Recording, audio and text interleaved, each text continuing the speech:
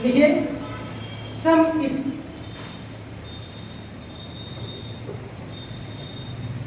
इस फंक्शन का प्रयोग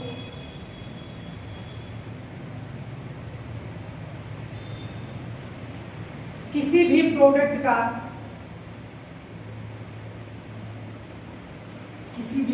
का टोटल अमाउंट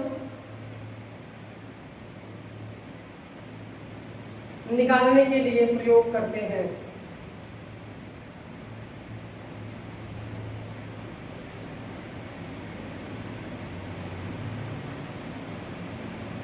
टोटल अमाउंट निकालने के लिए प्रयोग करते हैं।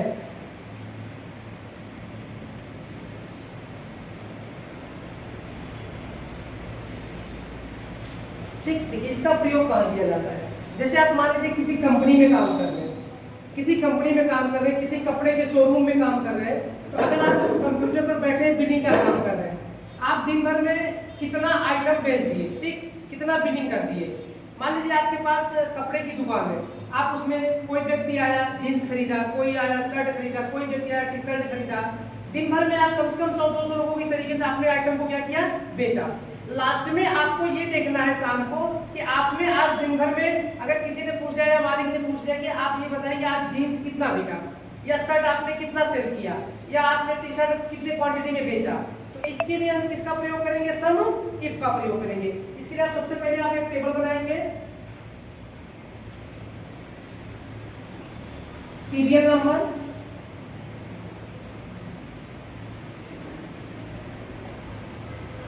Product name,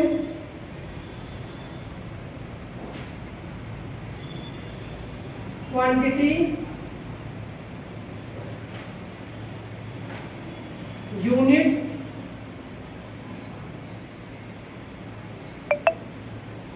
rate,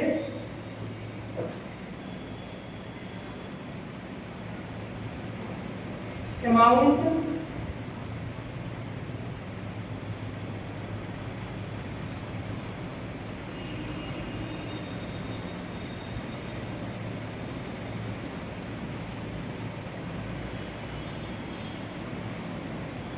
item wise amount.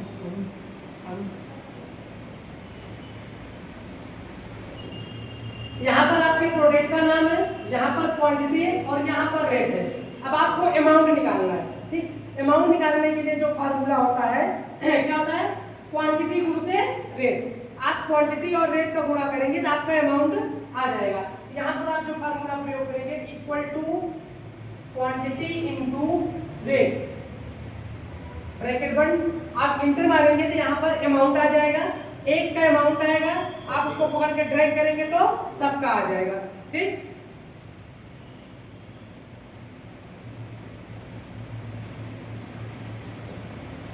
अब हमें यहाँ पर करना क्या है, सम इफ का प्रयोग करना है।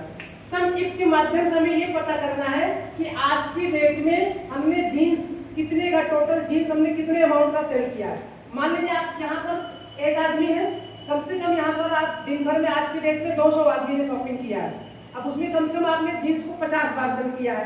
अब आप एक एक करके तो काउंट नहीं कर सकते, बहुत सारा समय लगेगा। इसके लिए आप किसी एक को फिल्टर करने के लिए, किसी एक का अमाउंट निकालने के लिए आप सम इफ का प्रयोग करेंगे। तो उसके लिए आप सूत्र लिखेंगे, इक्वल टू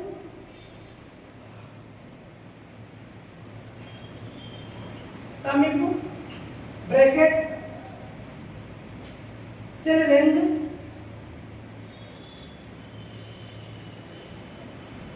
कामा क्राइटेरिया, फिर कामा सेल रेंज, ब्रैकेट बंद।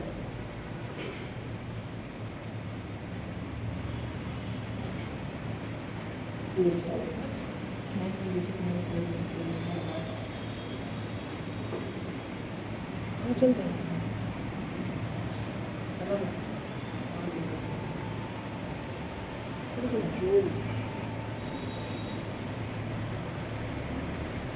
ये समझ में आ गया।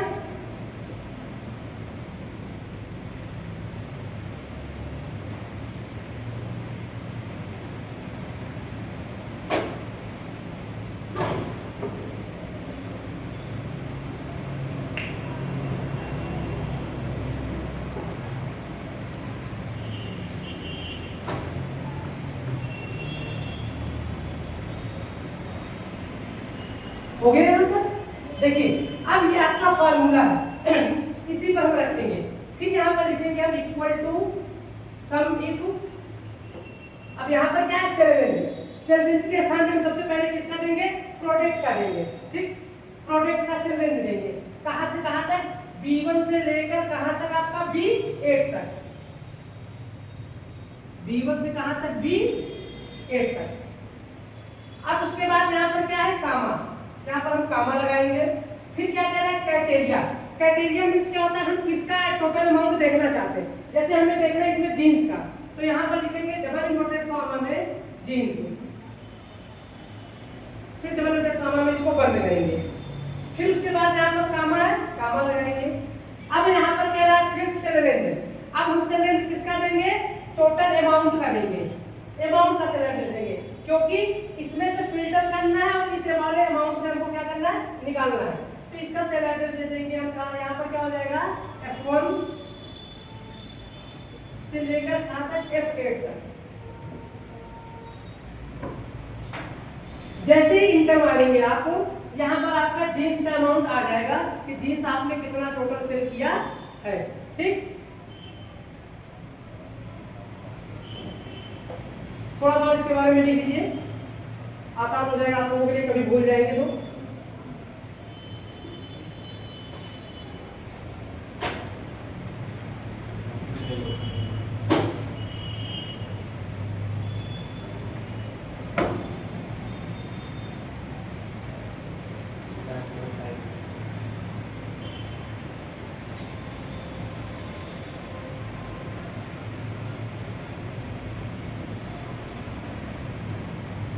थोड़ा स्पीड में लिखिए यार, इतना साइलेंट गैप नहीं होना चाहिए वीडियो।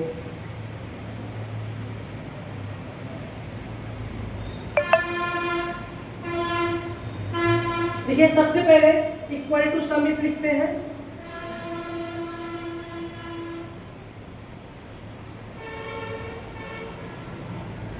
सम इफ लिखते हैं।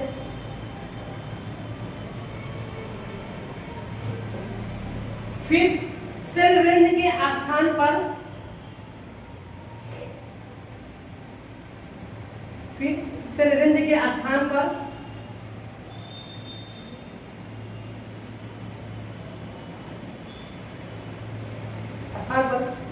प्रोडक्ट के नीचे के आइटम को सिलेक्ट करते हैं।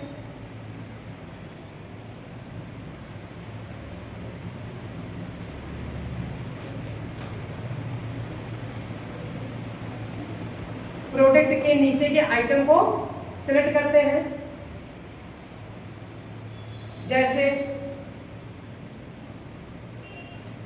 B1 semicolon B8।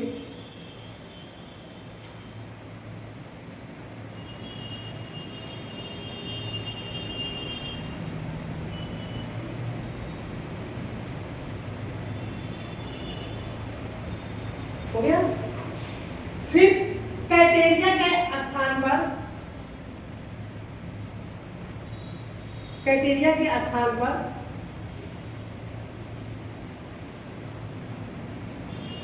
उस प्रोडक्ट के नाम को टाइप करते हैं।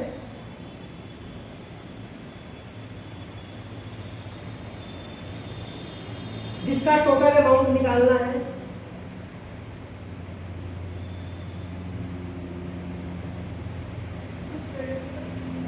उस प्रोडक्ट का नाम लिखते हैं जिसका टोटल अमाउंट निकालना है। जैसे जीन्स कामा टॉप कामा शर्ट etc।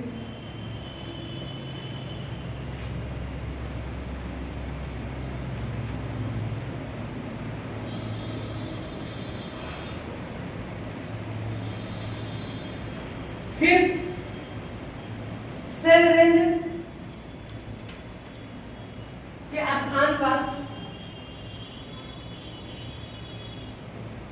सेल रेंज के स्थान पर अमाउंट का सेल रेंज लिखते हैं।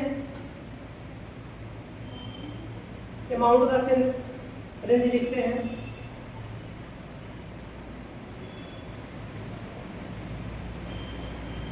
जैसे F1 semicolon F8, F1 semicolon F8, फिर इंटर करते हैं उस प्रोडक्ट का अमाउंट आ जाता है।